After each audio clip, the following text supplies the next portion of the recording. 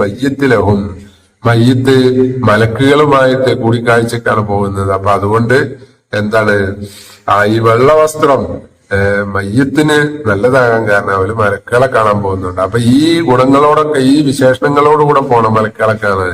വിനയവും ഭവ്യതയും അതുപോലെ അഹംഭാവവും അഹങ്കാരവും ഒന്നും ഇല്ലാത്ത രീതിയിൽ ഈ രീതിയിലാണ് അവരെ കാണാൻ പോകേണ്ടത്. അപ്പൊ അതുകൊണ്ടാണ് അവരെ ഈ കഫം പൊതിയുമ്പോഴും വെള്ളവസ്ത്രമാണ് നല്ലത് എന്ന് പറഞ്ഞത്.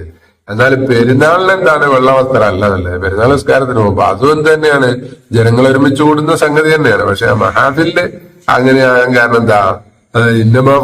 ലബുസുൽ അറഫായി തീമത്തൻ, അന്ന് വില കൂടിയ വസ്ത്രം ധരിക്കലാണ് നല്ലത്. വില കൂടിയത് വെള്ള തന്നെയാണ് എന്നുണ്ടെങ്കിൽ അപ്പോ എന്താണ് ഉഷാറായി. ഇല്ല എന്താണ് ഇയാളുടെ കയ്യില് വെള്ള വസ്ത്രമുണ്ട്, അതിനേക്കാൾ വില കൂടിയ വസ്ത്രമുണ്ട് എന്നുണ്ടെങ്കിൽ ആ വില കൂടിയ വസ്ത്രം ധരിക്കലാണ്